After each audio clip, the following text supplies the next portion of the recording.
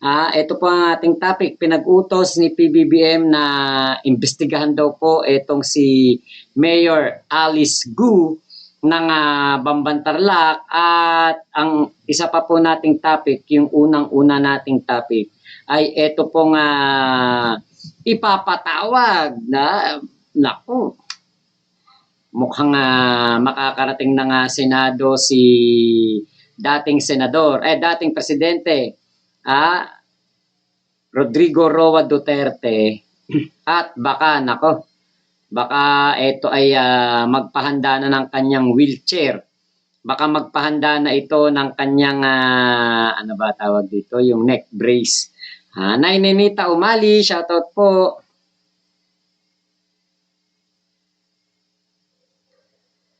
Okay, medyo mahina po ang ating wifi. Nagluloko yung wifi natin, kaya dapat kanina pa ako naka-live kaya lang nagpa-fluctuate yung wifi natin. So, ito po yung ating unahin na natin to. The House Committee on Human Rights began its on the like to start. Okay, ang sabi po dito sa balita ng House Committee on balita po ng News 5 ay iimbestigahan daw po ng House Committee on Human Rights. Saan ba ako nakakonek?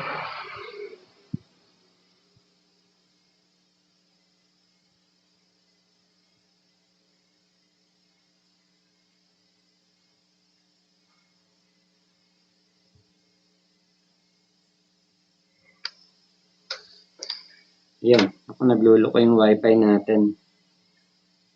Ayun, nakabalik ako. Ayan, so ang sabi po dito ng News 5 ay iimbestigahan ng House Committee on Human Rights ang umano extrajudicial killing sa ilalim ng administrasyon ni dating Pangulong Rodrigo Duterte. Ayan, yan po yung post ng News 5. At nakalagay din nga po dito, magsisimula ang pagdinig sa May 22 ayon sa chairman ng komite at 6th District Manila Representative Bienvenido Abante Jr. Ang pakay natin sa inquiry na ito ay mapakinggan lahat ng panig upang malaman natin ang katotohanan. And by the grace of God and the support of my colleagues in the House, we hope to accomplish this mission, saad ng mambabatas. To the public, we would like to emphasize that the House will approach this inquiry with impartiality, objectivity, sensitivity, and empathy that such a profound responsibility demands. Pagdiriin pa ni Representative Bienvenido. Umaasa naman ang Kamara na makakuha ng sapat na impormasyon mula sa resource person na iimbitahan nila sa investigasyon. So, patawag kaya ang dating presidenteng si Digong? Isang kaabang-abang po yan na pangyayari dahil nga po alam nating lahat na ang war on drugs ay hindi po ito mangyayari kung hindi po dahil kay Digong. Inutos ni Digong to So ito po yung press con ng Representative from Manila. Subject, the House Committee on Human Rights began its inquiry on the alleged extrajudicial killings committed in connection with the war on drugs. Itong rationale natin, the purpose of these proceedings is to conduct a thorough inquiry into this alleged EJ case. Bakit natin ginagawa ito? Ang tanong siguro ng iba, why are we conducting an inquiry into the deaths of alleged drug addicts or drug dealers? First, we must begin with the principle that each life is valuable, that each life lost is a profound tragedy. Second, we must point out that those who lost their lives, like every Filipino, are protected by the rights granted by the Constitution, one of which is due process, alleged drug user. Diba, kita nyo ito yung hindi po na papaliwanag nitong mga kampo ni Digong nyo na lahat po tayo ay protektado tayo ng konstitusyon. Lahat tayo. Walang, kumbaga walang makakaligtas sa konstitusyon. Lahat ng Pilipino kahit po nasa ibang bansa ay protektado ng konstitusyon. Pwera na lamang kung ito ay hindi na po Pilipino. 'Di ba? So, yan po ay napakarami po nating Pilipino at sakop po tayo lahat ng konstitusyon. Kasi madalas po nating nadidinig lalo na diyan sa hakbang ng mautog na lagi nilang sinasabi na nalalabag daw ang kanilang karapatan sa konstitusyon. Katulad nun, yung sinasabi nila, right to assembly, right nilang magkaroon ng peaceful rally. Lagi po nilang sinasabi yan, di ba? Naririnig natin lagi. Ate Janet Rosario, shoutout po. Thank you po sa iyong pakulay. Thank you, salamat. Di ba? Ano po talagang yan lagi nating nadidinig sa mga taga-hakbang ng mautog sa kampo ni Duterte. Kahit sa kaso ni Kibulog, di ba? Naririnig din natin na sinasabi nitong kampo ni Kibulog, nalalabag ang karapatan nitong si Pastor Apollo Kibulog. Di ba? Na mahilig mambulog. Di ba? Lagi nating nadidinig yan na mga constitutional rights. So ngayon, meron din pong constitutional rights kahit na po ang mga napatay noon sa EJK. Lahat po ng inaakusahan, akusado, naakusahan at lahat po ng mga kumbaga Pilipino dito sa mundong ibabaw, basta ikaw ay hindi ka pa nalilipat ng iyong citizenship, ikaw ay sakop ng konstitusyon. Mapa mahirap, mayaman, bata, matanda, mapa ikaw ay nasa sinapupunan pa lang ng iyong ina, o ikaw ay 115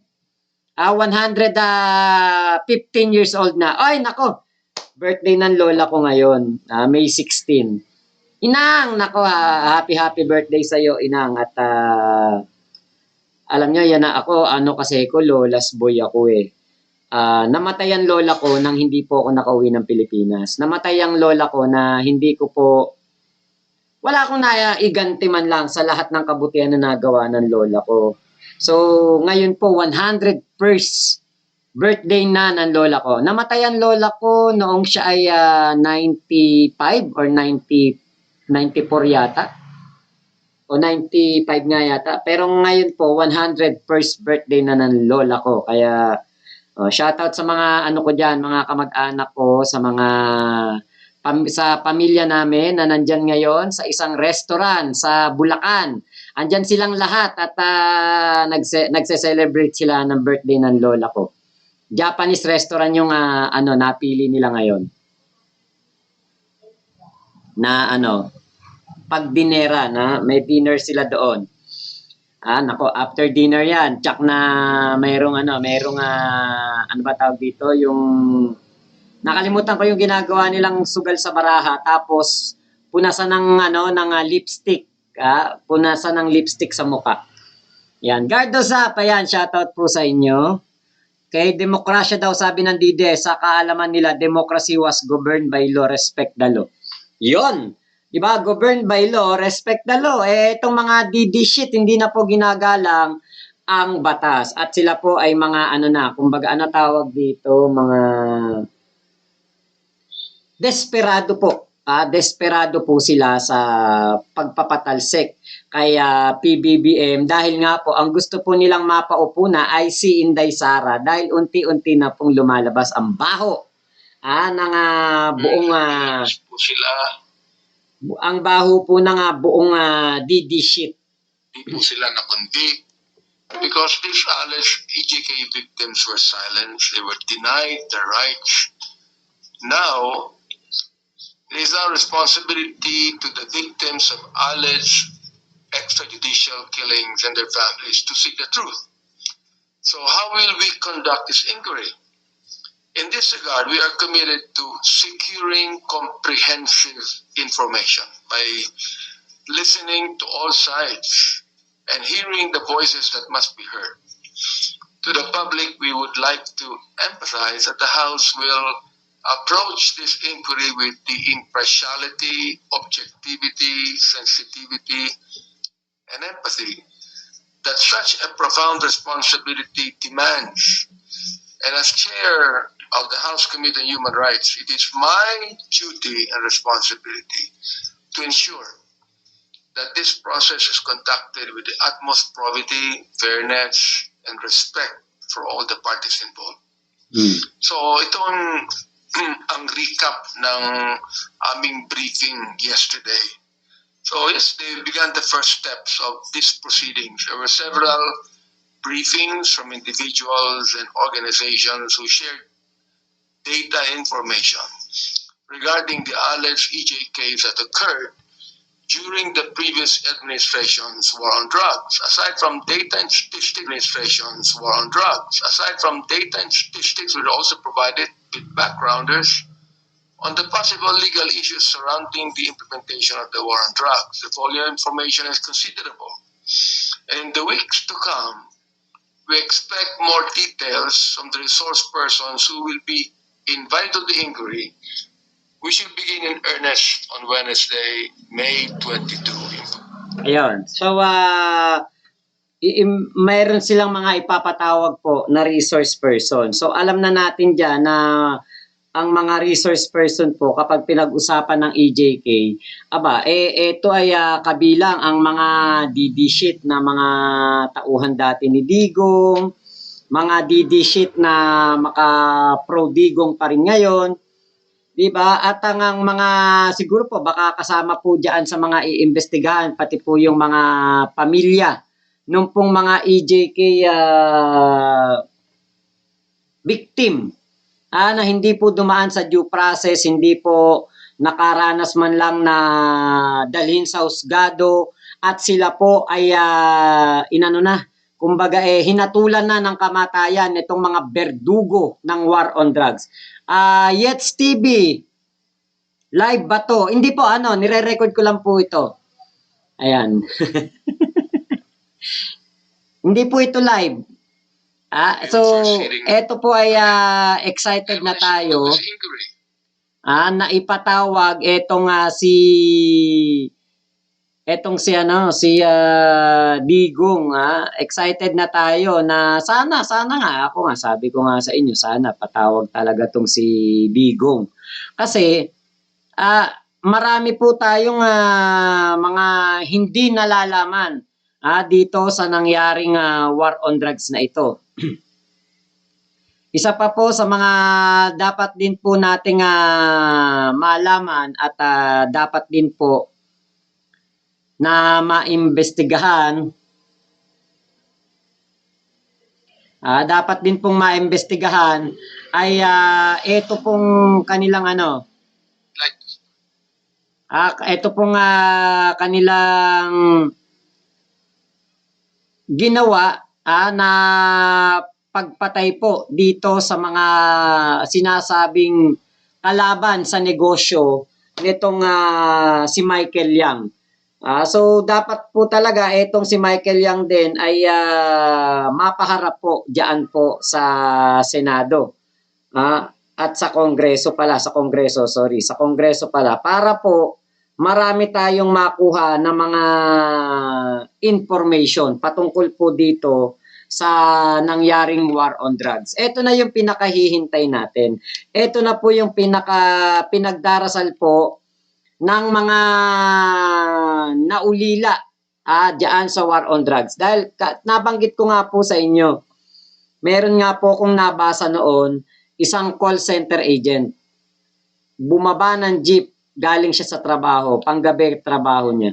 Pagbaba niya ng jeep, merong umakbay sa kanya na 2 lalaki. Dinala siya doon sa may gilid ng iskinita papasok sa kanila. Tapos maya-maya merong umalingaw na putok. Maya-maya makita ng mga tao, meron ng mga nakakalat na papel, huwag tularan adik, huwag tularan drug pusher. Nung imbestigahan, yung call center agent ay hindi po nagdodroga. Negatibo siya sa droga, dinrug test siya, negatibo.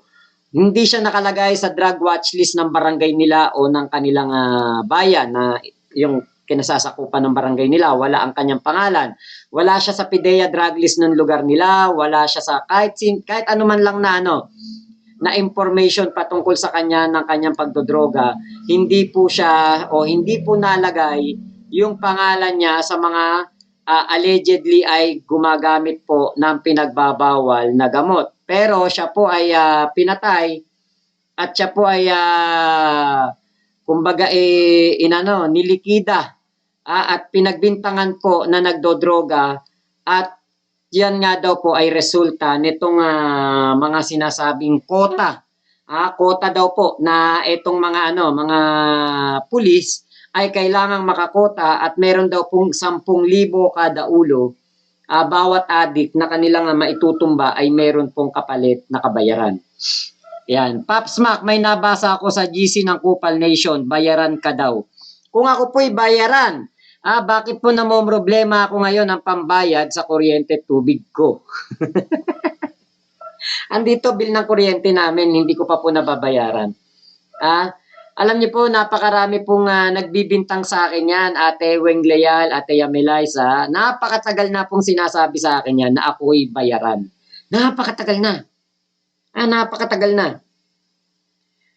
Ngayon, wala pong hanggang ngayon naman po, wala naman ding makapagbigay ng patunay na ako'y nababayaran.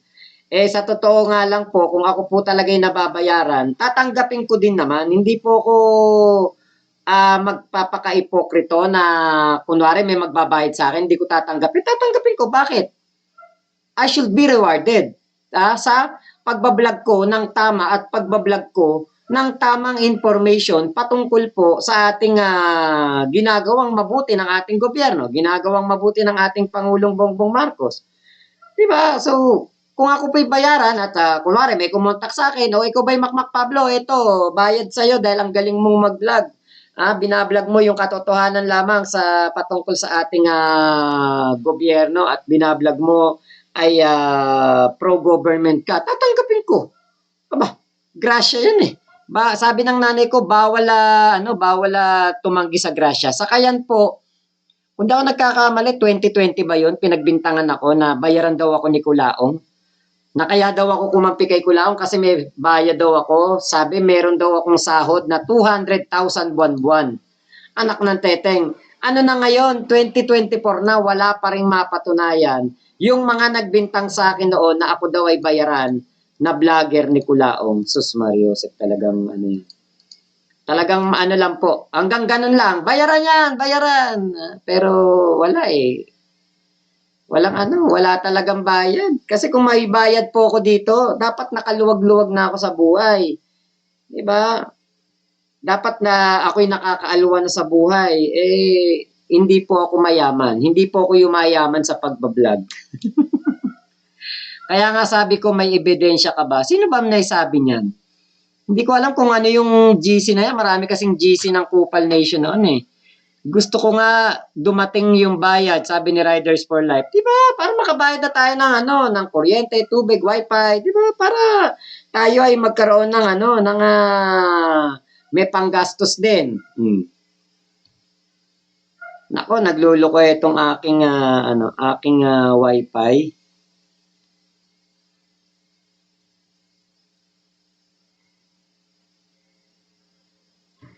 Nako. Nagluloko yung ating wifi so hindi siya hindi ako, ayun, bumalik na. Wala na ako doon, Ate Weng Leal. Ayan, so hindi tayo makaka-pick up ng viewers kapag ganyang nagpa-fluctuate po yung aking signal. Kapag po ganyan na mahina signal ko, wala. Kita nyo, bumaba sa 34, kanina 150 na yan. Mahina po signal ngayon dito sa amin. Ang lakas ng ulan kanina. And what is the goal of this inquiry? Before wrapping up, allow me to reiterate the goal of this inquiry. Our purpose here is to seek the truth and not to pass judgment. That's not our goal. In the book of Isaiah, chapter 1, verse number 17, and I always quote verses like this because, hindi lang po ako isang public servant but also a bishop. The Lord says, learn to do well, seek judgment, relieve the oppressed, judge the fatherless, plead for the widow. Very clear po nakalagay sa Bible, no? So these words call upon us to actively pursue justice and uphold human rights, to stand up for those who have been wrong, and to ensure that the rights of every individual are protected. Ulitin ko po, ang pakay natin sa inquiry na ito ay mapakinggan lahat ng panig upang malaman natin ang katotohanan. And by the grace of God and the support of my colleagues in the House, like my parang anak ko na to, si Jose Lonto, we hope to accomplish this mission. Kaya maraming salamat po at magandang araw po sa inyo lahat. Yeah. So, abangan na natin, tignan na natin dyan kung etong si Digong ay magne-neck brace na ba, mag-wheelchair na ba. Kasi di ba nakita natin siya sa mga hakbang ng mautog, ay medyo inaalalayan na, hindi na ganun na kalakas ang ating dating Pangulong Digong nyo. So ngayon, dahil nga po siya napipinto na ipatawag sa Kongreso, ready na kaya ang neck brace? Kasi baka mamaya, eto po nga, alam nyo naman, syempre, ganun naman di ba? Kada meron pong mga ipapatawag, kada meron pong mga mangyayari na patawag po sa mga dating leader ng bansa, o mapaikay presidente, vice-presidente, senador o kongresista, nagkakasakit. Bigla na lang nagkakaroon po ng hindi magandang karamdaman. Diba? Papacho, shoutout Ayun, Riders for Life. Wala na nga ako doon, Ate Weng Leal. So, hindi ko na masasagot yung tao na yun. Diba? Kaya po ang nangyayari ngayon dito, lalo pong parang sinisilihan ang tumbong netong mga DD shit na ito. Bakit? Kasi hindi nila ito inaasahan. Akala nila walang gagalaw sa kanila dito at akala nila hindi sasantuhin si Digong. Akala nila ay kumbaga parang immune ang ginawa. Kumbaga may immunity ang ginawa nilang war on drugs. Ang akala nila hindi aabot sa punto na ipapatawag etong si Digong para po sagutin ang mga kaso ng war on drugs. Di ba? Napakaliwanag naman ng war on drugs na yan. Na ito po ay naging war on drugs na kalaban ng negosyo nitong si Michael Yang. Ngayon po, itong si Michael Yang, iimbestigahan din po ito. Sana ito ay mapatawag din ng Kongreso. Kasi nga po, ito yung kumbaga sobrang talaga, questionable. Chinese citizen, kinuha ang economic advisor. Sabi ni Digong, hindi ko siya pwedeng kuning Chinese advisor. Economic advisor dahil siya ay Chinese. Chinese citizen siya. Ngayon, lumipas po ang ilang araw, sinabi ni Digong na kukunin ko ng economic advisor ko siya. Sabi ni Digong, economic advisor ko siya kasi hindi siya totoong drug lord. Yan ang sabi ni Digong. Tapos nung sumunod na mga bandang 2019 na yata yon, tinanong ulit siya. Ang sabi ni Digong, tapos na ang kontrata niya noong noong 2018. At sabi nga po, ito nga sabi ni Panelo kahapon sa ating live, yung pinlay natin. Sabi ni Panelo, hindi pwedeng maging economic advisor etong si